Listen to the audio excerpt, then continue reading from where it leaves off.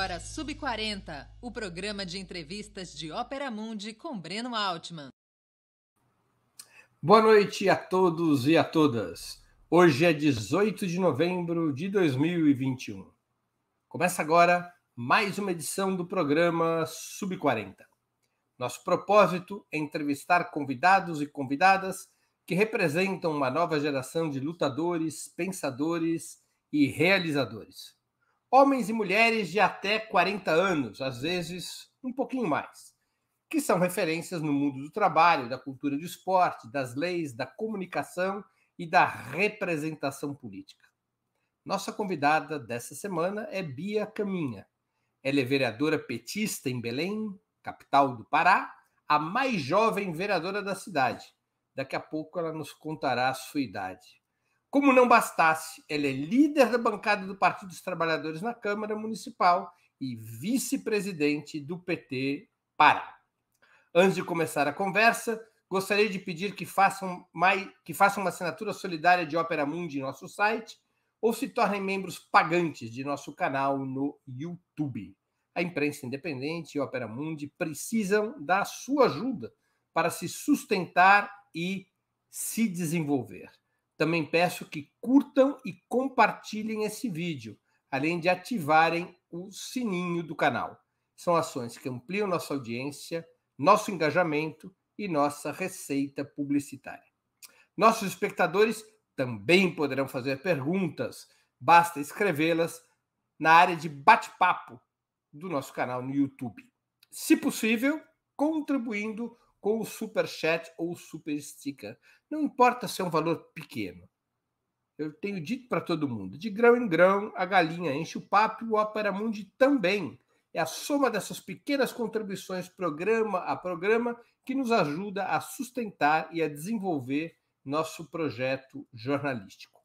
Outra forma de contribuição é através do Pix. A nossa chave nessa modalidade é apoie, nesse sistema, é apoie@operamundi.com.br. Vou repetir, apoie@operamundi.com.br. Nossa razão social é última instância editorial limitada. O Pix é um instrumento de contribuição que a gente prefere, porque não tem que pagar nenhuma participação para o YouTube. É um dízimo sem imposto. Boa noite, Bia. Obrigado por atender nosso convite. Uma honra e um prazer tua presença no Sub40. Boa noite, muito obrigada pelo convite. A honra é toda minha. Bia, aqui a gente sempre começa com uma indelicadeza. Segundo as normas antigas, isso era uma indelicadeza. Quando é que você nasceu? Em 1999. Mês e dia? 12 de março de 1999. Você quase nasceu no século XXI. Quase sou da geração Z, por muito pouco. Geração Z. E aonde você nasceu? Aqui, em Belém do Pará. Em Belém do Pará. Isso. Como é que foi tua caminhada até se engajar na militância? Como é que você veio andando do berço familiar até a Câmara Municipal de Belém? Eu sempre fui artista. Comecei a estudar música com 4 anos de idade. Fiz violino. Com 4 anos de idade? Aprendi a ler partitura antes de aprender a ler alfabeto, né? E aí mas eu comecei a estudar música na escola de música da UFPA, que é a universidade pública, né? E então eu comecei em 2003 a estudar música e participei, inclusive, de toda a transformação da universidade nos governos Lula e Dilma, mesmo tão nova. Mas tua família é de músicos? Não. Minha mãe colocou meu irmão para fazer música para preencher o tempo dele. Meu irmão é 2 anos mais velho do que eu. Aí ela ia levar ele, me levava junto. Aí dizia que eu queria fazer, e comecei a fazer. E aí eu comecei a fazer balé também. Fui bailarina clássica profissional quando eu era bem novinha, com 12 anos. Fiz curso técnico de violoncelo na IMUFPA, que é a escola de música da UFPA. E eu vivia disso, assim, de arte. Viajava, com orquestra. Tinha uma banda de rock na época. O que teus pais fazem? Meu pai é sociólogo, é um dos fundadores do PT aqui no estado, e a minha mãe é formada em psicologia. E esse teu gosto pela música veio da onde? Eu não sei, eu sempre, desde criança, eu não sei nem dizer quando começou, mas eu sempre gostei, assim, nunca foi uma coisa imposta para mim. Eu sempre quis fazer, e queria fazer, e teria feito mais. Só que eu entrei na universidade e aí fui fazer outras coisas. E aí foi quando eu comecei a me engajar, né? Na verdade, em 2013 foi quando eu comecei a me interessar por política, mas na época eu ainda tinha uma agenda que era totalmente preenchida por estudar música, estudar na escola, né? E estudar música. Então não me engajava naquela época. Algum instrumento em especial? Eu toco violoncelo. Fiz curso técnico de violoncelo. Violoncelo. E você começou a aprender violoncelo com 4 anos? Não, comecei a estudar violoncelo com 8 anos. É um instrumento que precisa ter um pouquinho mais de idade, né? Isso. E você durante vários anos, você se dedicou principalmente à música? Eu estudei música dos meus 4 até 18, 19 anos. E você conciliava música e balé? Era. Mas teve uma época que eu ia mais pro balé, aí a minha mãe não gostava muito que eu ficava no balé até 10 horas da noite, com 12, 11 anos de idade. Às vezes eu ia para ensaio. Eu dancei na ópera, no festival de ópera, eu ficava de 10 da manhã a 10 da noite no ensaio, sozinha no teatro, ela não gostava muito. Aí ela ia me tirando do balé. Aí quando ela foi me tirando do balé, eu fui mais pro violoncelo. Aí também já estava viajando. Eu viajei a primeira vez sozinha, com 14 anos, para uma turnê da orquestra. E aí também não era muito do agrado, mas sempre fui meio rebelde. E aí eu sempre ia. E aí eu fui conciliando, né, as duas coisas. Você se tornou uma música profissional antes de começar a militar? Não sei se profissional. Eu recebia cachê, tocava em eventos que era pago. Assim como eu recebi cachê quando eu tocava, dançava balé, né? Dancei profissionalmente, mas poucas vezes, assim. Eu estudava mesmo, fazia como se fosse uma universidade, né? Onde é que você fez o teu ensino fundamental e médio? Você fez em escola pública ou privada? Escola particular. Eu era bolsista de uma escola particular aqui da cidade. E além da música, você tinha interesse? Você tinha interesse por algum outro assunto que não a música? Você ficava em dúvida? O que eu quero ser quando eu crescer? Eu quero ser música ou eu quero ser outra coisa? Eu sempre quis ser tudo. Acho que é um pouco do meu signo. Mas sempre quis ser tudo na minha vida, assim, porque eu gostava de tudo. Eu era muito boa em matemática quando eu era mais nova, eu gostava de matemática, de física. E aí eu queria fazer engenharia, eu cheguei até a passar no vestibular de engenharia para ser engenheira. Teve uma época que eu andava de skate, a minha vida é muito aleatória, assim, se eu vou contar. Eu andei de skate quando eu era mais nova, mas eu quis ser bailarina uma época profissional. Mas eu queria, como eu era muito indecisa, até um ditado, né? Eu fui fazer arquitetura, que é uma coisa que é um pouco de cada coisa, mas várias fases da minha vida eu quis fazer coisas diferentes, mas eu nunca tive assim também nunca tive assim, eu vou escolher uma profissão para minha vida vai girar em torno disso. Então eu sempre fui muito tranquila em relação a isso. E você, o teu primeiro curso universitário ou o teu curso universitário foi arquitetura? Foi, eu cheguei a me matricular em engenharia sanitária e ambiental na UFPA, mas no mesmo ano, no mesmo vestibular, eu passei em arquitetura e logo depois eu me matriculei em arquitetura. E você cursa arquitetura hoje? Estou tentando me formar. Mas você tem interesse profissional na arquitetura ou você só quer acabar a universidade? Não, eu gosto de arquitetura. Eu gosto muito mais de urbanismo, na verdade, da área da pesquisa. Então, eu entrei na universidade já com esse intuito de pesquisar sobre cidade, sobre urbanismo. E aí, eu já tive mais sonhos na universidade. Acho que hoje eu tenho bem poucos sonhos dentro da universidade. Acho que não tem muita oportunidade também dentro da universidade mais. Mas eu era para ter me formado esse ano, mas eu não fiz ano passado, por causa da pandemia e da eleição. Então, acho que eu vou me formar ano que vem, se tudo der certo. E como é que começou a tua militância política? Teve muita influência da família? Um pouco de influência. Em 2013, quando teve aquelas manifestações, né, eu queria ir para a rua a qualquer custo. E aí os meus pais não deixaram eu ir para a rua, graças a Deus. E aí eles me levaram... Tinha 13 anos? 14. 13, 14 anos. E aí meu pai não morava em Belém, morava em Macapá. E a minha mãe me levou numa palestra do Emi Sader aqui em Belém, que ele veio na UFPA. E eu não entendi quase nada na época. Ele lançou aquele livro Lula e Dilma. Ele até autografou para mim, mas eu não entendi quase nada. Mas eu entendi que eu não tinha que ir para a rua naquele momento. Mas eu fui querer estudar sobre política e entender por que eu não queria ir para a rua. Aí nessa época eu comecei a estudar muito mais sobre política desde então, desde 2013. Mas que eu fui me engajar, eu acho que para ir sozinha, assim, no primeiro ato, acho que foi em 2016 já. Mas você teve militância no ensino médio ou começou a ter na universidade? Na universidade. No ensino médio só queria saber de tocar violoncelo.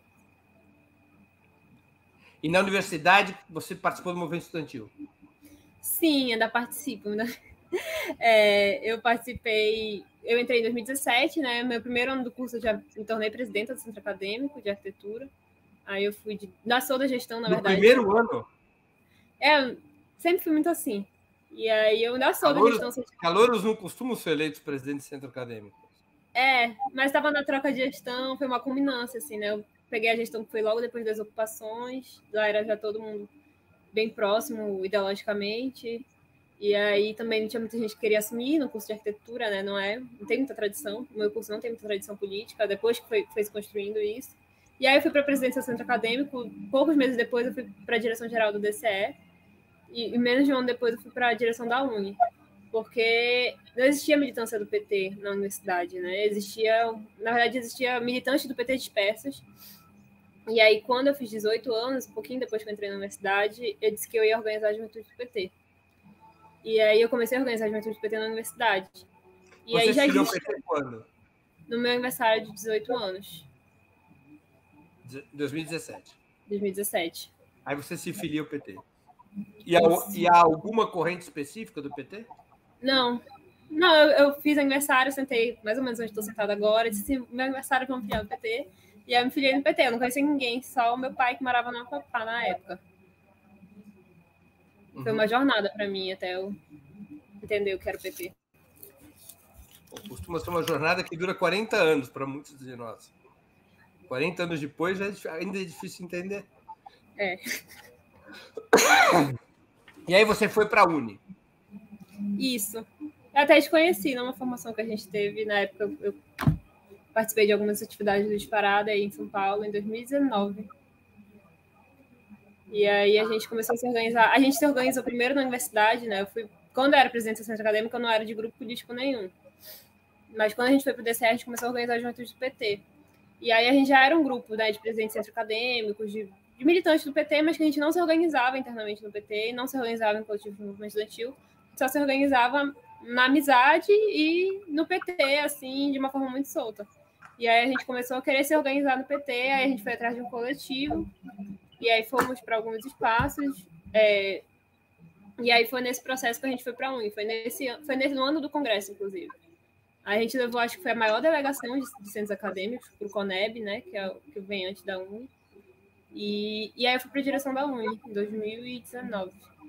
E você, então, era engajada no Disparada, no grupo movimento... Era, na MPJ em Disparada. Eu entrei quando se tornou MPJ em Disparada. Foi na fusão. E você ainda é vinculada ao Disparada? Não, porque separou de volta os grupos, MPJ e Disparada, eu fiquei no MPJ. Ah, você ficou no MPJ. Isso. E como é que surgiu? Isso aqui você ficou na Uni até 2018? Não, eu entrei em 2019. Você entrou em 2019, perdão. Você ficou, então, até a pandemia. E aí você decidiu... Como é que surgiu a ideia de você ser candidata a vereadora? Pois é, a gente tinha uma definição de grupo, né, que era importante a gente lançar candidatos a vereadores nas cidades para disputar. Eu, na época, ainda era coordenadora do DCE, disputei a eleição sendo coordenadora geral do DCE da UFPA. A UFPA, né, é a maior universidade federal do país, tem mais de 50 mil estudantes. E era uma representatividade muito grande, assim, né? E aí a gente foi olhar para a chapa do PT nas vésperas da eleição, já em junho, e não tinha um jovem, não tinha uma mulher, a gente olhava para a chapa e não tinha em quem a gente dissesse que iria votar. Era uma chapa triste. Foi uma chapa bem triste.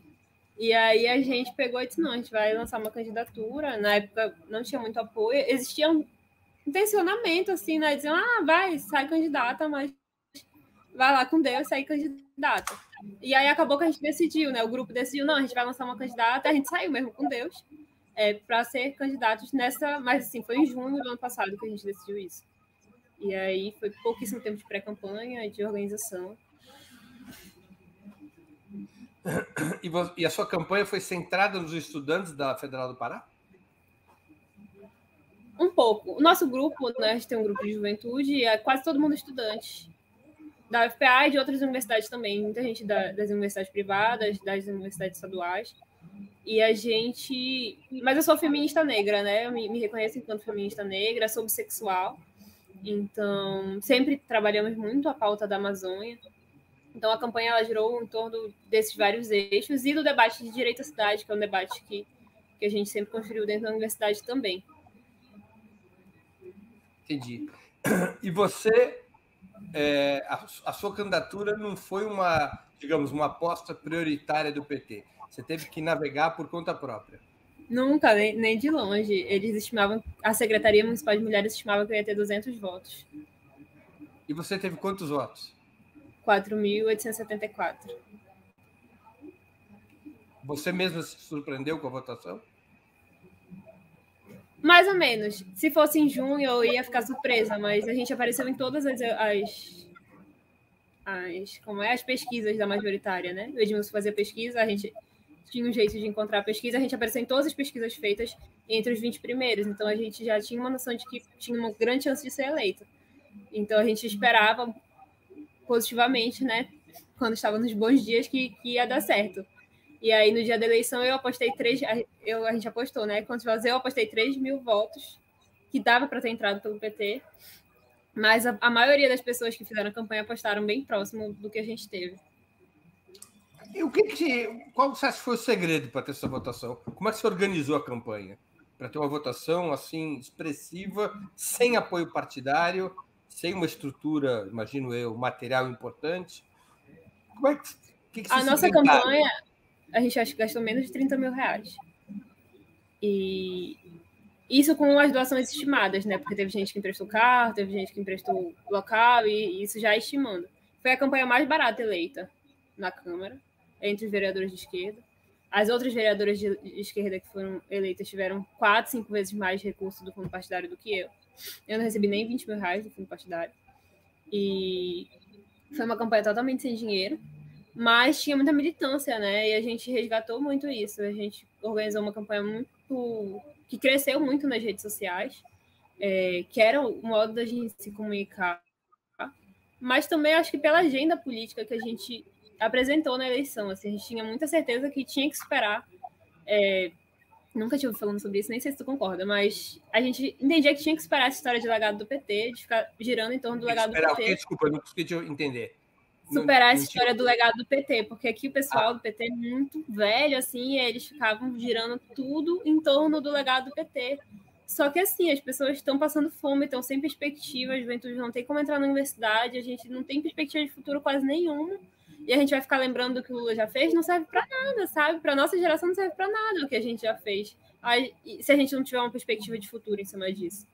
E a gente trabalhou muito em cima disso, né? Foi uma campanha muito alegre e que o nosso mote era a questão da esperança, era a questão de ter perspectiva de futuro, de construir uma nova sociedade. O manifesto que a gente lançou foi vencer em Belém para vencer no Brasil.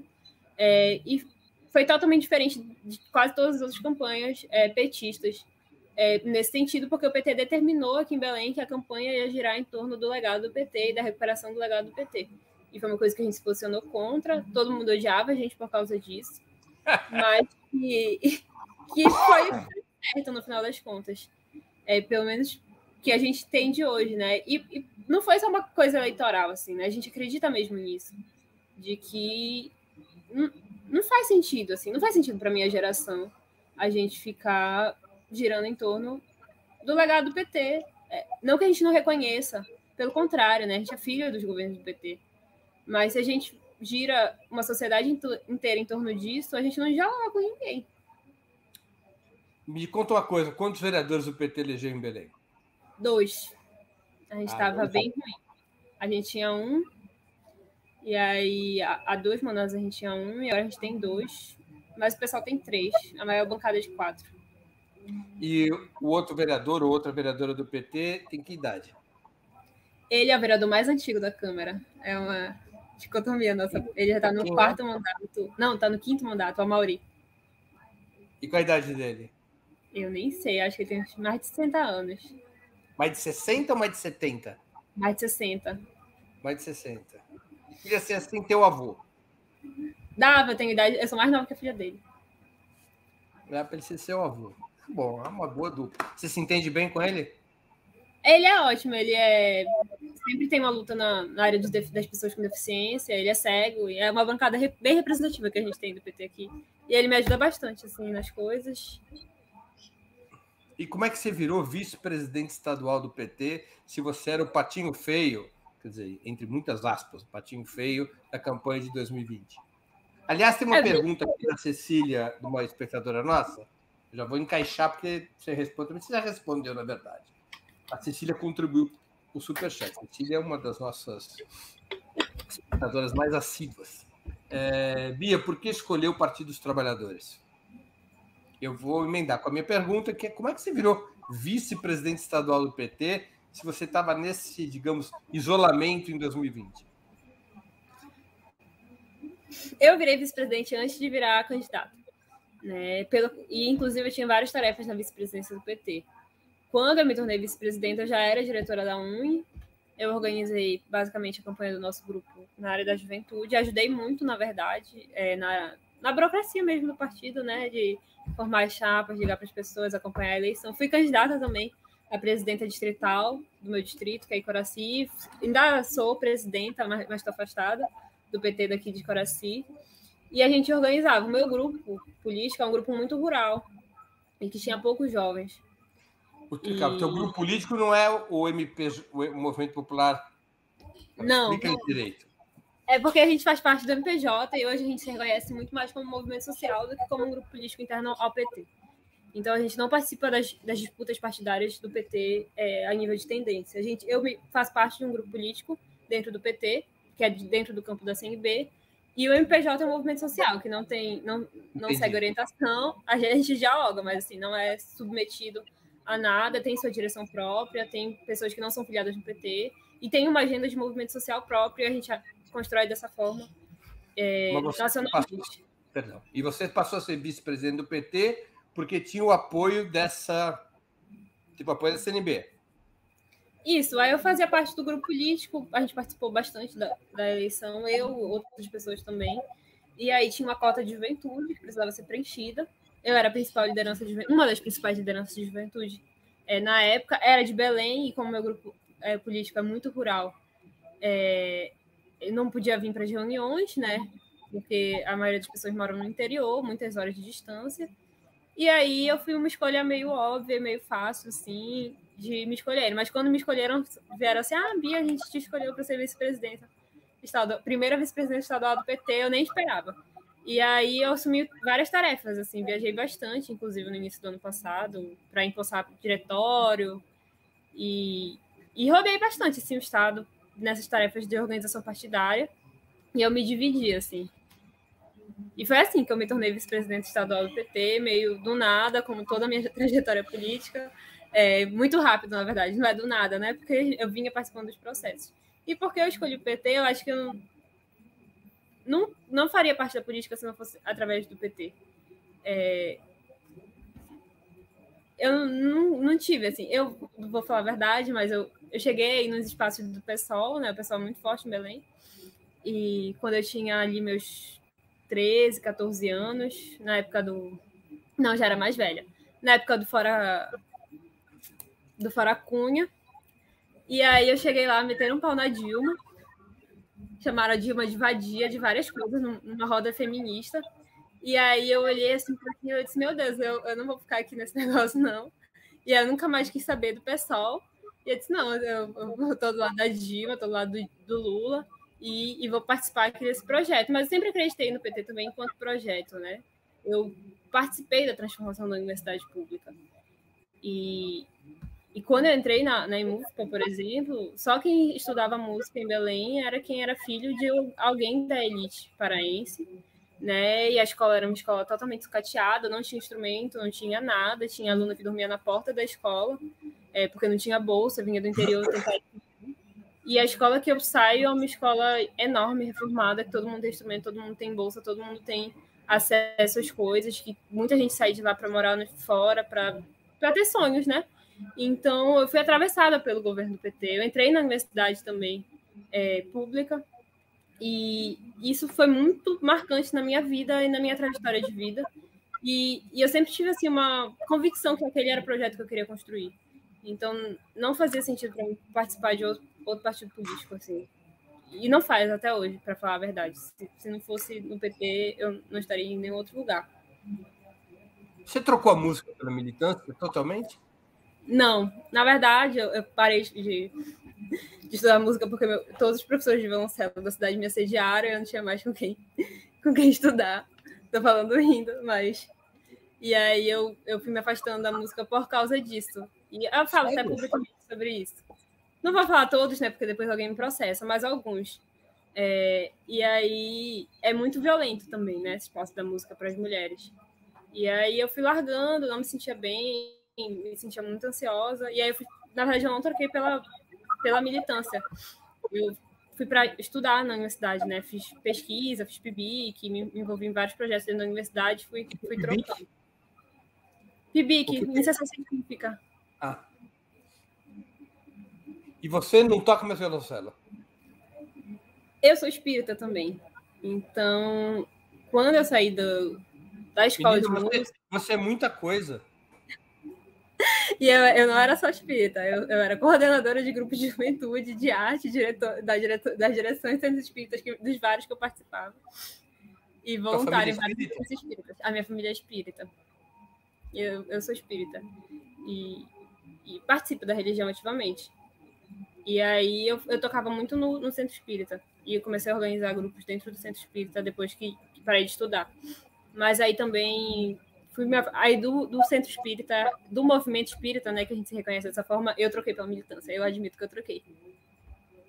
E o violoncelo? Vamos lá, tá aqui atrás de mim, ó. Você vai tocar pra gente daqui a pouco? Claro que sim, daqui a pouco, não agora. Claro, uma palhinha. Imagina, eu nunca encontrei, eu tenho quase 50 anos de militância. Eu nunca encontrei alguém de esquerda que tocasse violoncelo. Não? Eu conheço várias pessoas aqui. Nunca conheci. Conheci outros instrumentos, mas violoncelo é uma coisa curiosa. Eu sempre achei que gente de esquerda gostava mais de violino e oboé. Eu só fui muito saber tocar violoncelo logo que eu comecei a me envolver no movimento estudantil. E ficavam dizendo que eu era rica, que eu era violoncelista rica, não sei o quê. E eu não falava para as pessoas que eu tocava violoncelo. E aí depois eu comecei a falar só de raiva. Você é a vereadora mais jovem a ser eleita em Belém. Como foi a recepção a você, tanto na cidade quanto dentro da Câmara depois que foi eleita? Foi mais ou menos tranquila.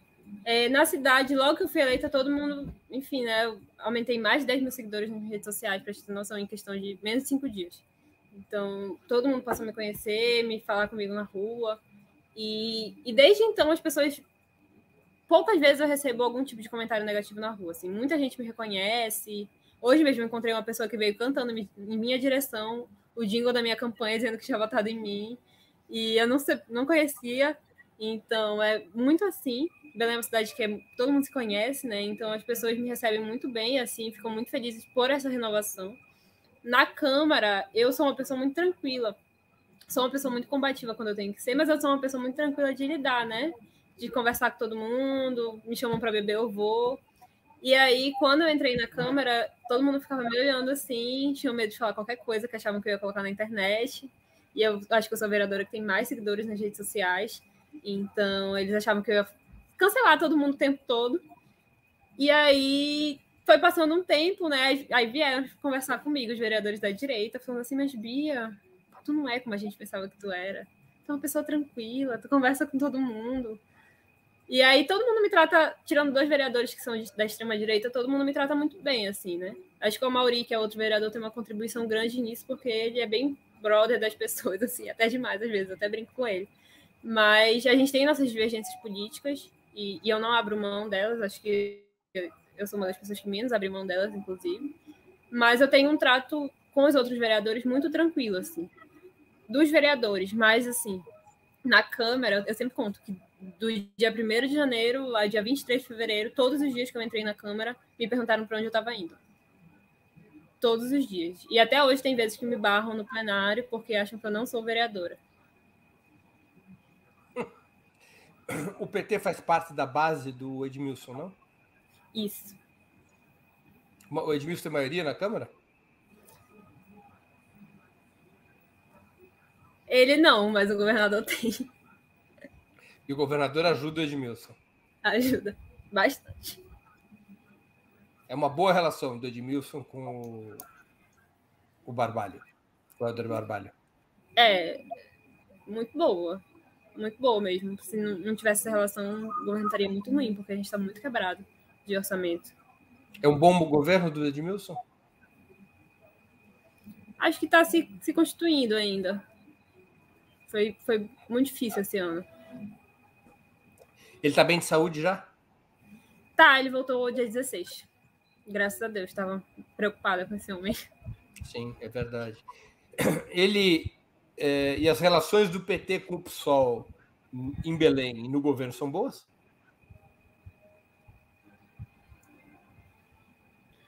Olha, a gente tem participação no governo, em algumas secretarias. O vice-prefeito é do PT, né?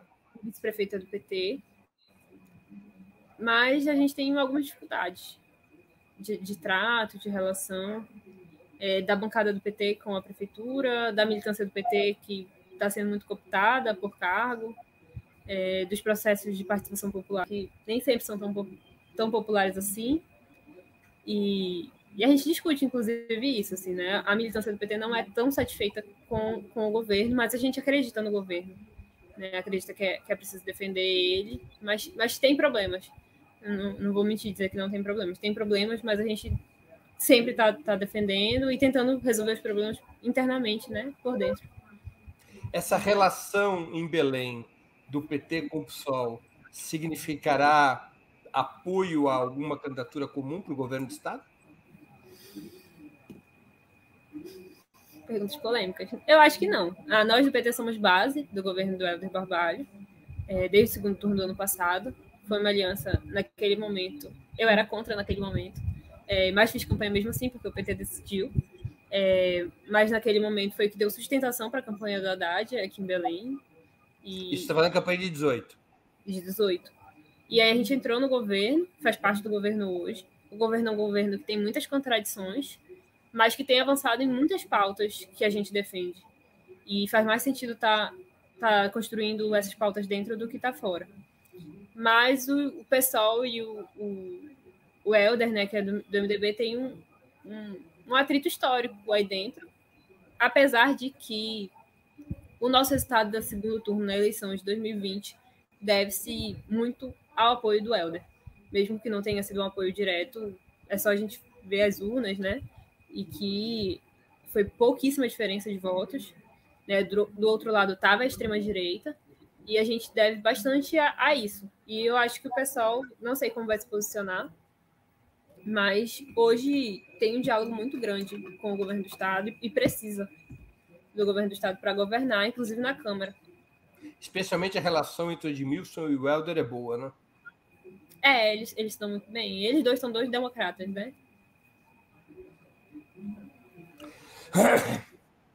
Bia, estar na política institucional supre suas expectativas de militância?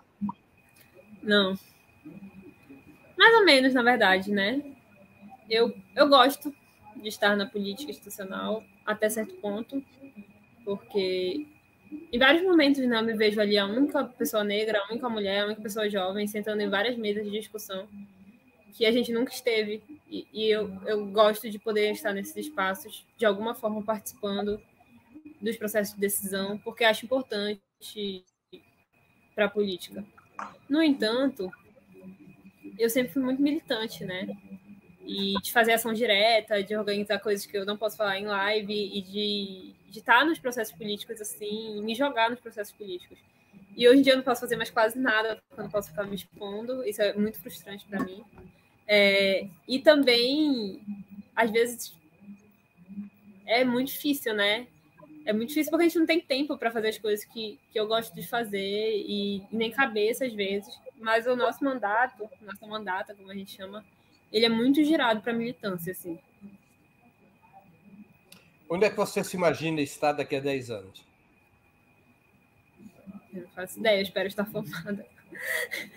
Bom, formada, imagino que você queira estar esse ano, se eu entendi, é isso? Ano que vem. Ano que vem. Não, você quer ser vereadora há muito tempo, você quer ter uma outra posição institucional, você quer ir para o governo, você quer sair da vida institucional. Como é que você imagina a continuidade da tua vida política e militante? Eu espero estar no PT. Eu nunca tive muitos planos. O que eu sempre quis fazer é estudar e ser professora. E aí fui ser vereadora por assumir essa tarefa junto à militância.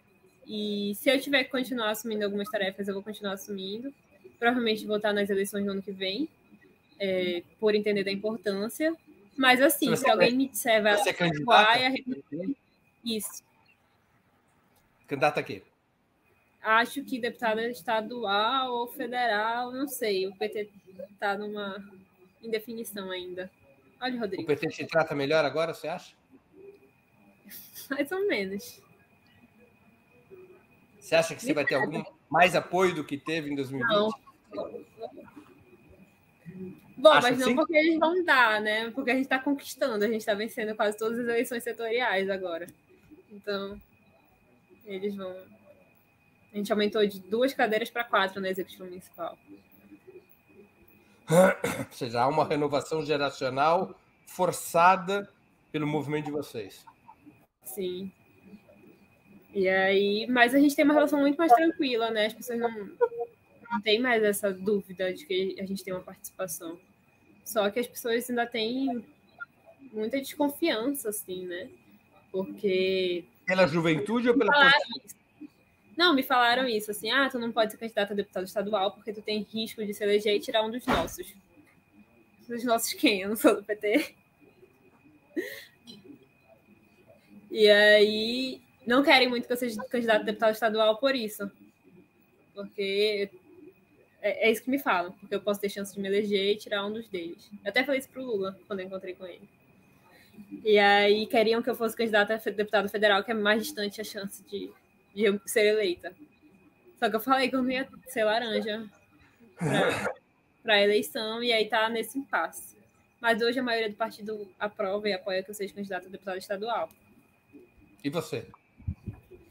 Eu tenho construído esse processo. Não é um processo definido, mas a gente também pela necessidade de organização. Entendi. Qual é o principal projeto do teu mandato? Hoje, o principal projeto do mandato... Deixa eu pensar. A gente faz tanta coisa. Agora a gente tem feito um debate muito grande, mas não sei se é o principal projeto, sobre dignidade menstrual em Belém. E a gente realizou uma sessão especial faz 2 dias, junto com o Ministério Público, com vários grupos de pesquisa, com as universidades. E a gente vai estar produzindo um material até o final do ano, junto às universidades, sobre isso em Belém, e mobilizando alguns grupos de pesquisa para começar a gerar dados e construir essa agenda política. Acho que esse é um projeto importante que a gente vem construindo, porque a gente está conseguindo ter alguns resultados. Eu tenho muitos projetos na área dos direitos humanos, né? Sou presidenta também da Comissão de Direitos Humanos lá na Câmara, e tem vários projetos ligados às pautas LGBTs, que eu acho que é uma das pautas que a gente mais trabalha. Mas a gente tem... nas pautas LGBTs tem muita coisa de direito à cidade que a gente trabalha, que a gente brinca, que tem muita gente que fala que eu sou a Bia que barrou o Atacadão, que foi a principal e a primeira luta que a gente travou no primeiro semestre. O que é o Atacadão? Atacadão, atacarejo, sabe? Não, você precisa me contar. Aqueles grandes atacarejos que tem... Não sei se tem... Não tem muito em São Paulo, né? Mas que são grandes centros de distribuição de alimentos, que são muito maiores do que supermercados. E aí tinha um plano de destruir o plano diretor da cidade no início do ano e vender a orla da cidade para atacarejo e atacadão, que era uma área de um bairro que foi historicamente desocupado. Tinham famílias que estavam até hoje sem casa na justiça, lutando na justiça por ressarcimento, e aí foi desocupado para melhorar a condição de vida daquelas pessoas, feito todo o esgoto sanitário da área, foi melhor... Quando terminaram de melhorar o bairro, eles queriam mudar o plano diretor para liberar shopping, atacadão, principalmente atacadão, que é um vírus que existe em Belém hoje. E a gente é muito contra atacadão. porque destrói os pequenos comércios dos bairros, né? E quando coloca isso num bairro de periferia, na orla da cidade, que é um crime ambiental que fizeram, até hoje o Atacadão tá fechado por causa da gente. E aí, o Atacadão acho que me odeia também. E aí, foi a principal luta que a gente travou na Câmara, foi contra o Atacadão. Eu desci, acho que uma pilha desse tamanho, de parecer de tudo quanto é órgão, do CAU, do Ministério Público Estadual, do Ministério Público Federal, da Faculdade de Arquitetura, da Universidade, tudo quanto é órgão. E aí os vereadores ficaram constrangidos e tiraram da pauta. Não é exatamente um projeto, mas assim, foi muito do que a gente viu no primeiro semestre assim, do mandato. Os atacadões que você se refere não são as feiras livres, como aquela famosa... Não. Chama? Atacadão do Mateus, o Carrefour, o Açaí. Muito também. Eu tenho muito. São os hipermercados. Aqui em São Paulo, acho que a gente chama de hipermercado. Que vende atacado. Isso. São os hipermercados. Antigamente se chamava assim. Não entendi. Acho que aprendi. Bia, você se declara abertamente feminista, negra, bissexual. Deixar público sua orientação sexual e outros posicionamentos te trazem tensões e desafios? Bastante, muito, desde o início, assim. Quando eu decidi ser candidata, quase todo mundo do PT me procurou dizendo que não era para eu falar que era bissexual, que eu ia perder voto por causa disso.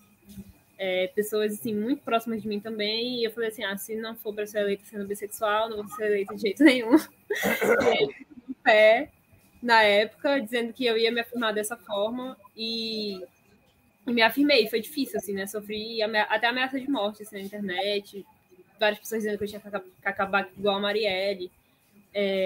Muita homofobia mesmo. E até hoje eu ainda sofro, mas acho que o resultado político disso é muito maior, né? E é um resultado muito maior do que um resultado político só, né? É um resultado que, pela primeira vez, a gente tem uma vereadora que fala abertamente que é LGBT dentro da Câmara de Belém. E as pessoas se reconhecem em mim. E foi um processo muito importante dentro da eleição, quando acabou a eleição, porque eu lembro que um dia depois da eleição, que eu fui dar em primeira entrevista para a televisão, o jornalista falou assim, lá em casa todos nós votamos em você porque meu filho é gay e a gente quer construir um mundo melhor com meu filho. E assim, não foi esse o único relato que eu ouvi de muita gente, que a família inteira das pessoas que são LGBTs votaram em mim porque queriam que essas pessoas tivessem mais dignidade, sabem tudo que a gente passa. Então, é um processo muito violento, mas é um processo muito acolhedor também. E que, quando a gente conhece a realidade das pessoas, a gente entende a importância de se afirmar dessa maneira, porque a gente mostra para as outras pessoas que as nossas vidas importam e que elas são dignas de estar naqueles espaços também. Eu já vi que você não é do tipo que gosta de conselhos do tipo, não faça isso. Eu não gosto. Esses conselhos do tipo, não faça. Já entendi. Tá ótimo. Deixa eu te perguntar uma outra coisa. Você defende políticas que possam diminuir as mudanças climáticas. Como é que isso é possível no âmbito de políticas municipais? Eu vou agregar com uma pergunta novamente da Cecília, que novamente contribuiu aqui com o Superchat, que ela fala assim, Bia, a região amazônica é muito desconhecida e idealizada pelos brasileiros de maneira geral. Perdão, pessoal. O que você poderia nos contar sobre ser uma amazônica? Então, junta as duas. Eu vou responder de forma bem diferente, vou responder uma por vez. A gente protocolou esse plano, por exemplo, protocolou um projeto de lei aqui na Câmara, né, que foi construído junto aos movimentos ambientais. E aqui em Belém é uma das cidades que tem menos saneamento básico no Brasil. E é uma cidade que ela foi construída quase toda em região alagada, né? E tem a alagação e tem a inundação. A inundação é um processo natural de quando enche a água e ela escoa. O alagamento, ele é um processo que é porque a gente não tem um sistema de esgoto, de drenagem urbana. E Belém não tem quase sistema de drenagem urbana e de esgoto. Então, as previsões, né, das mudanças climáticas em Belém, por exemplo, isso é um exemplo, tá? Que Belém vai afundar muito mais, porque a gente já está construindo lugares em áreas alagáveis, a gente não tem nenhum tipo de drenagem urbana hoje, e quando essas águas vão subir naturalmente, e vão subir muito mais por causa das mudanças climáticas, elas vão acabar com casas, regiões, bairros inteiros na cidade. Então, a gente precisa construir uma política de mitigação desses efeitos. Isso começa pelo saneamento básico, por exemplo, da gente transformar essas áreas, subir essas áreas alagáveis, construir outros instrumentos urbanos que deem jeito de responder a isso, e fazer rede de drenagem urbana na cidade, que hoje nem o centro da cidade tem uma rede adequada, por exemplo. E aqui em Belém a gente tem um erro histórico que nunca se pensa ao máximo, sempre se pensa a média quando vai fazer drenagem urbana. Então, a média sempre ultrapassa, porque a média é uma média de valores mais altos. Então, tudo é feito, parece, para alagar. É uma cidade feita e construída para dar errado desde sempre. E eu estou falando isso baseada na dissertação de um grande amigo e companheiro meu, que fez 1 ou 2 anos atrás uma dissertação sobre racismo ambiental e saneamento na cidade. E aí ele analisou todos esses dados, e a gente vê também que os lugares onde tem menos drenagem urbana são os lugares, e que mais alagam, são os lugares onde mais pessoas negras, pobres e mulheres moram na cidade de Belém. Então, todas essas decisões também são decisões políticas sobre a vida das pessoas. E aí, em nível municipal, essa é uma das coisas que a gente pode fazer em relação às mudanças climáticas, fora outras dezenas de coisas. E em relação... Posso responder logo direto a outra pergunta? Sim, senhora. A casa em relação a ser uma mulher da Amazônia, eu acho que a gente é um reflexo de tudo que nunca chegou, né? De um desenvolvimento que nunca foi pensado para a gente, de uma agenda política que sempre veio do centro-sul do Brasil, imposta para a gente e que devastou não só o meio ambiente, porque tem gente, né, morando no meio da floresta, tem gente morando no meio do rio. Eu estou a 1 quilômetro do rio agora, na minha casa, que é uma casa em contexto totalmente urbano, que fique claro, mas que existem comunidades inteiras até hoje que foram devastadas pelos grandes projetos construídos, inclusive, no governo do PT. E a Amazônia, ela sempre foi esse lugar desconhecido, né? E ser esse lugar desconhecido para a gente é ser um lugar que recebe todas as mazelas sociais do Brasil, mas que quase nunca recebe programas sociais que deem conta de resolver a nossa realidade. E sempre que eu estou em espaços nacionais eu falo isso, porque eu aproveito para falar disso. E ser da Amazônia é isso, né? Mas é muito mais do que isso também, né? É uma região que a gente tem muita coisa bonita, é uma região que a gente tem muita cultura, né? Que a gente tem preservação de muitos costumes, tem uma língua, uma linguagem própria, tem povos tradicionais que vivem aqui do lado da cidade. Belém é uma cidade de 38 ilhas, que existem pessoas em contexto rural, existem pessoas em contexto urbano, e que não é um lugar de exploração. A Amazônia não é um lugar de exploração, a Amazônia é um lugar onde tem gente. E acho que isso é importante que se diga, né? Não é uma floresta que para ser explorada e utilizada sempre nesse lugar do outro, do Brasil. Porque a gente é sujeito da história também e constrói a história também. Bia, quando você pensa em política, a tua cabeça está principalmente em Belém e no Pará ou no país? No país. Eu venho do processo, né? Me formei politicamente dentro da Universidade Federal, então eu venho de um processo muito nacionalizado de pensar a política. Agora, nesse ano especificamente, que eu estou centrada em Belém, por ser vereadora da cidade. Mas eu normalmente analiso dessa forma. O que você espera de um eventual governo Lula? Eu espero muito tensionamento da nossa região, para falar a verdade. A gente vai fazer de tudo para eleger o Lula, já está fazendo. E quando ele eleger, ele vai ter muito tensionamento da gente, e principalmente da nossa geração. A gente está organizando, a gente, que eu digo PT, né? Está organizando o Fórum Amazônia, com vários pesquisadores muito brancos, nada contra pessoas brancas, mas acho que acabou esse momento do Brasil que só gente branca pensa. E aí... E que muito retrógradas, assim. Eu faço parte de uma geração... Abre um espaçozinho para os brancos carecas, que nem eu. Não, eu acho que tem que ter gente branca, mas assim, eu me incomodo muito desses espaços que só tem gente branca, sabe? Não, para os brancos não, para os carecas. carecas. Isso se reproduz aqui também.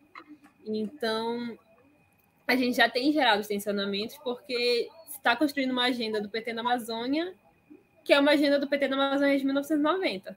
Então, que é pensada só por essas pessoas que estavam lá atrás e que essa galera que está, por exemplo, o Thales, que eu falei, que produziu toda uma pesquisa sobre racismo ambiental e entendendo as particularidades, não são pessoas que sentam na mesa também para pensar a realidade da Amazônia, assim como várias outras pessoas.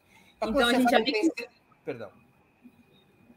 A gente já tem construído essa agenda de tensionamento, assim, né? Mas qual é o ponto de tensão? Ou seja, quais são as divergências que você imagina, até mesmo com o futuro governo Lula? É porque tem-se essa visão da Amazônia nacionalmente, de que a gente é esse lugar para ser explorado, né? E que sofreu muitos grandes projetos do governo Lula e Dilma, que atacaram muito as nossas regiões. Você está falando de Belo Monte. Belo Monte, toda forma de hidrelétrica que teve impactos negativos e que a gente paga as taxas mais altas de energia do país. Então, são coisas que vão e não ficam, que vêm e não ficam para a gente. E isso, para a gente, é um objeto de tensionamento. Mas, fora os colonizadores de São Paulo, a gente tem os colonizadores da nossa própria região. Né? E aí eu falo muito mais de um lugar de ser uma feminista negra, porque a gente vem construindo dentro das academias. A gente teve 4 universidades hoje no Pará por causa dos governos Lula, né? A gente tinha 2, hoje tem 4. Então a gente conseguiu interiorizar e está na maior parte do estado. E a gente vem construindo, eu faço parte de uma geração assim, sou uma das mais novas, na verdade, de doutores, de mestres, de pessoas que vêm pensando na Amazônia a partir... A primeira vez que tem pesquisadores negros, a primeira vez que tem pesquisadores quilombolas, indígenas, pensando a Amazônia a partir de uma outra lógica, que não é a lógica do colonizador branco que veio para cá defender a Amazônia. E que são essas pessoas que hoje têm pensado a Amazônia, que são até generosas com a gente, mas não partem do mesmo lugar que a gente, né? Que chamam todo mundo de caboclo, né? Os caboclos da Amazônia, e colocam isso na agenda, sendo que as comunidades tradicionais não se reconhecem dessa forma, né? Se reconhecem enquanto indígenas, se reconhecem enquanto comunidades quilombolas, se reconhecem de outras formas, têm sua própria inteligência, sua própria produção de ciência, o que pensam do mundo, como querem desenvolver suas comunidades, o que esperam de um governo. E hoje a gente está, a UFPA, por exemplo, é uma universidade que ela tem uma pluralidade gigantesca, né? A gente tem cota até para imigrante dentro da universidade, é uma das universidades mais avançadas do país nesse sentido. E que essas pessoas já entraram na universidade há um tempo, já estão produzindo ciência, já estão parando com essa lógica de ser estudados, né? E a gente tem muita gente que pensa a Amazônia de dentro da Amazônia que não consegue se reconhecer também enquanto colonizador, mas que são os filhos e são a herança da colonização, mesmo sendo de esquerda. Isso para a gente é objeto de tensionamento, assim, para a minha geração. Porque não é que a gente invalide o conhecimento dessas pessoas, é que a gente não reconheça que elas são importantes.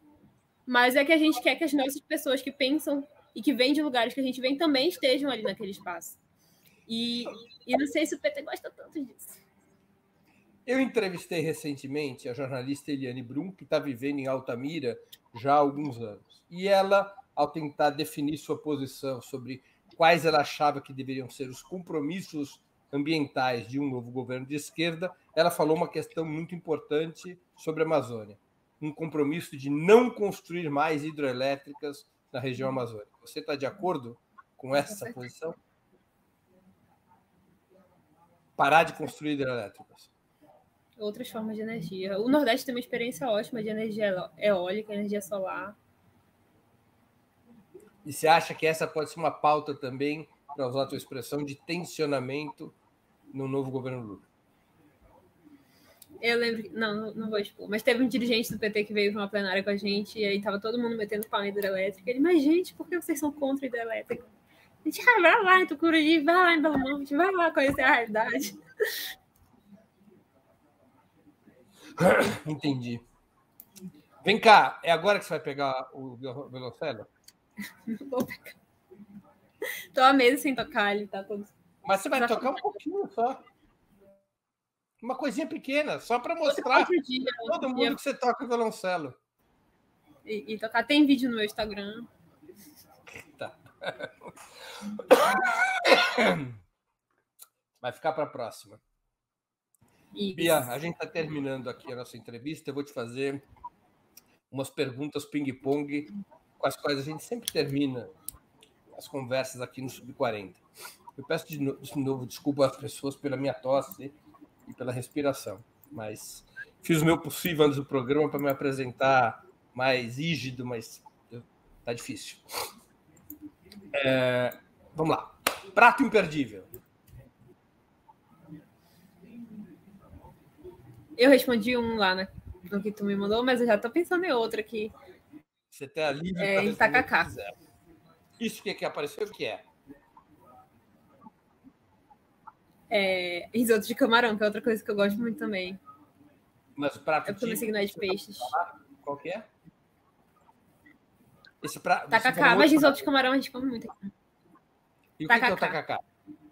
E o que é o tacacá? É uma goma de tapioca com tucupi, camarão, jambu, numa cuia. Jambu é aquele negócio que deixa a língua dormente. Isso.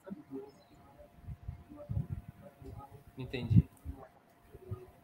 Pessoal, quem está nos assistindo, a melhor comida do país é a do Pará. Eu já tive a oportunidade de trabalho de muitas vezes ao Pará e eu não conheço nenhum lugar no país que se come tão bem quanto no Pará. Fica a dica. Cerveja, cachaça ou vinho? Depende do meu estado de espírito, mas acho que cachaça, cerveja, vinho. Hoje eu diria cachaça neste momento. Esporte favorito? Skate. Eu gosto bastante. Skate. Time de futebol?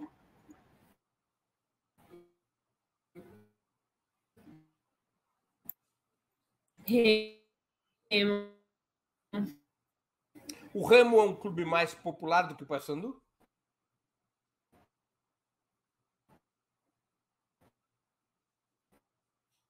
Será que ela caiu? Ah, está aí. Ih, acho que houve um congelamento de imagem aqui, bem no finalzinho. Ela está voltando, perdão, pessoal. Aproveitem aqui o intervalo para contribuir com o Superchat, com o Super Sticker. A Bia voltou. O Remo é um clube mais popular que o Paysandu? Tá congelado. Eu peço à produção que é melhor ela cortar a conexão dela e voltar. Para a gente terminar.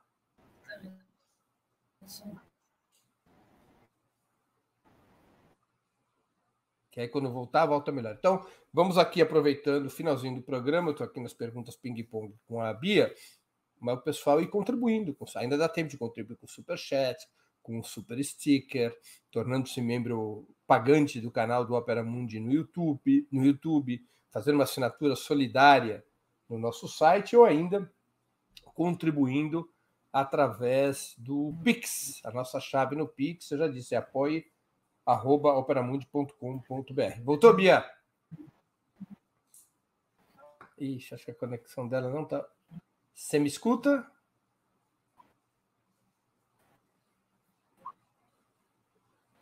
Acho que a conexão dela deu uma. A produção deve ter em contato com ela para ver qual. Você me escuta, Bia? Sei, para falar do meu time. Ah, bom. Você está me escutando bem? Eu acho que está com algum problema de conexão lá. Aqui não é o problema. Talvez, eu não sei se ela está com o Wi-Fi ou com o 4G, talvez se ela tivesse num sistema, passar para outro, pediria a produção para dar uma olhadinha nisso, para a gente poder encerrar o programa com a Bia.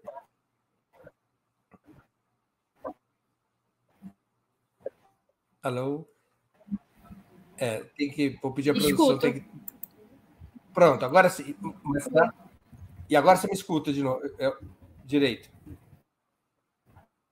Ou está com um delay? Acho que você me escuta muito tempo depois que eu falo. Acho que está acontecendo isso. Então, eu peço a produção para entrar em contato com ela para trocar o sistema no qual ela tiver. O pessoal deu esse probleminha técnico, mas vamos esperar a Bia voltar para a gente poder terminar as perguntas ping-pong. Alô? Alô? Entrei aqui no meu celular. Ah, tá bom, tá ótimo. Ah, tá até ligando a imagem. Então, você me ouve bem agora? Você está me ouvindo bem agora?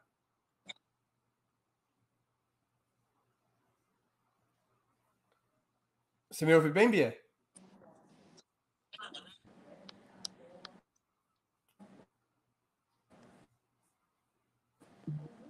Puxa, ela não está conseguindo. Está com problema na conexão. Eu pergunto aqui à produção, o problema pode ser meu? Eu posso estar com problema de conexão? Acho que não, né? Tá bem.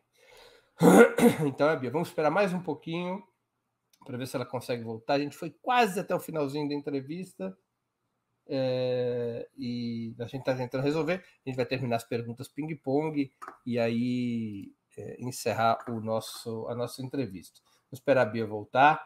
Ela está mudando aqui de sistema. Às vezes acontece isso, né? Nós esperamos que com o futuro governo de Luiz Inácio Lula da Silva a gente tenha uma rede digital no país inteiro, acessível, barata e que seja estável de norte a sul, de leste a oeste do nosso país, para que a gente não tenha esse tipo de situação. Ainda temos uma rede bastante precária no país, né? Então, às vezes, acontecem esses problemas em programas como o nosso, infelizmente. Infelizmente. Nós passamos a ter problemas de conexão. Pessoal, vamos aqui, está esperando, vamos, como alguns estão fazendo, a Cecília mais uma vez, a Ana T e outros, vamos, por favor, contribuindo aqui com o Super Chat ou o Super Sticker, que é uma contribuição muito importante para nós. Vamos ver se a Bia voltou. Alô? Bia? Não, acho que não está conseguindo voltar. Oi. Você me ouve? Não, acho que nós vamos ter, infelizmente, que finalizar o programa sem a Bia, porque a imagem congelou e ela deve estar me ouvindo com muito delay. Fazer uma última tentativa. Oi. Não estamos conseguindo. Vamos esperar mais um pouquinho para ver se é possível a gente concluir com a presença da Bia. Vou um pouquinho de água aqui. Puxa, uma pena se a gente não conseguir fazer as perguntas finais e encerrar com a presença dela. Mas a essência da entrevista a gente conseguiu. Estamos aqui recebendo uma informação da Socorro Jatobá, que hoje na região amazônica a internet está péssima, muita chuva. Tem esse problema também. Agora foi? E agora? Eu ouço perfeitamente. E você me ouve? Foi, agora foi. Perfeito. Então a gente agora... Eu te perguntava, time de futebol. Remo. O Remo é um clube mais popular que o Paysandu? Isso. O Remo é o clube do povo e o Paysandu é o clube da elite?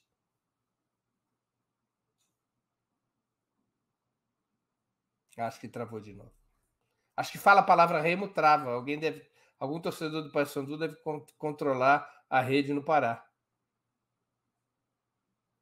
Poxa, que pena. Não, infelizmente, vamos fazer mais uma. Agora é a última tentativa mesmo. Senão a gente vai encerrar mesmo sem a presença da Bia. Oi. E agora? Não vou mais falar a palavra, mas é o leão, o maior tá bom. da Amazônia. Passatempo. Eu gosto muito de tomar banho de rio. Banho de rio é um passatempo típico. Livro inesquecível. O que eu tenho lido ultimamente foi Peles, Máscaras Brancas, Pele Negra, Máscaras Brancas, França não. França não. Eu usava tipo... E é um livro que te marcou, mesmo que você esteja lendo só recentemente, já é um livro que te marcou. Eu tô lendo recentemente desde o ano passado. Porque eu fico lendo e relendo e utilizando para pensar outras coisas. Música preferida? No caso de teu, que imagino eu que por tocar violoncelo tenha sido treinado em música clássica, música no sentido muito amplo. Sinfonia preferida, peça preferida? Eu tenho escutado também muito Amor é Luta, da Bruna Black, que é uma música muito bonita. Como chama a música? Amor é Luta. Muito Amor bonita mesmo. Mas deixa eu fazer uma pergunta que tem a ver com violoncelo, mesmo você tendo se recusado a tocar para nós. Se você pega o teu violoncelo, qual é a primeira música que te vem à cabeça? A primeira peça musical que te vem à cabeça? A que você tocaria assim, sem pensar? My Way, do Frank Sinatra. É uma música que eu gosto muito, que eu sei decorada. Então, por que você não pega o violoncelo e toca um pouco de My Way? É uma grande canção. É muito bonita, né? É muito Porque bonita. vou dar muito trabalho, vou ter que afinar, vou demorar umas meia hora afinando ele. Faz muito tempo que eu não afino. Tá certo. É uma grande canção, uma grande É muito letra. bonita. Verdade. É muito bonita. Mas eu gosto muito de Vila Lobos. E Vila Lobos? Qual? Baquianas. A que eu mais gosto é a número 4. A número 4. Bonita. Filme marcante. Minha Mãe é uma Peça, é um filme que eu gosto muito. Minha Mãe? Ah, claro, uma peça. do Paulo Gustavo. Puxa, não, é divertidíssimo. Divertidíssimo. Você gosta de rir, né? Já percebi. Ídolo político. Ixi, acho que ela caiu de novo. Deu uma congelada. Vamos esperar mais um pouquinho. Tô aqui. Ídolo político. Lula. Evento histórico do qual gostaria de ter participado. A posse do Lula. A posse do Lula em 2003. Isso. Nossa, vai ter uma chance, provavelmente, em janeiro de 2023. Bia, muito obrigado por teu tempo e por ter participado aqui do Sub-40. Eu tenho certeza que nossos internautas aproveitaram e se divertiram muito nessa hora de conversa, mesmo você ficando em dívida com violoncelo. Fico em dívida mesmo. Eu nunca toquei nenhum evento político. Isso não é um evento político. E nada relacionado à política. Não, mentira, já toquei sim. Sempre toco em sarau. Mas muito obrigada pelo convite. Adorei estar por aqui. Eu te acompanho. De vez em quando eu ligo de manhã cedo. Fico ouvindo. E é muito importante o trabalho que vocês fazem, né? De mídia alternativa, de mídia independente. Eu acho que é uma das principais formas de resistir desde o golpe que a gente vem aí sofrendo. E é isso. Contem com a gente também, com o nosso mandato, com a nossa militância e com a nossa luta, que é onde a gente se encontra e as trincheiras que a gente sempre está. Muito obrigado, Bia. Tchau, obrigado, boa noite. Melhoras aí para a tua. Pode deixar. Queria agradecer a audiência, especialmente aos que contribuíram com o Superchat ou o Super Sticker, aos que se tornaram membros pagantes do canal de Ópera Mundi no YouTube ou que fizeram uma assinatura solidária em nosso site, ou ainda quem contribuiu através do Pix. A próxima edição do Sub-40 será no dia 25 de novembro, quinta-feira, às 20 horas. Eu vou entrevistar Gabriel Landi, advogado, editor e militante comunista. O tema, um bonde chamado socialismo. Até lá, boa noite a todos e a todas e um grande abraço. Para assistir novamente esse programa, se inscreva no canal do Ópera Mundi no YouTube. Curta e compartilhe nossos vídeos, deixe seus comentários. O jornalismo de Ópera Mundi é mantido com o seu apoio. Faça uma assinatura solidária em www.operamundi.com.br. Com um pequeno valor mensal, você nos ajuda no desenvolvimento de um jornalismo independente e de qualidade. Obrigado pela audiência e até a próxima.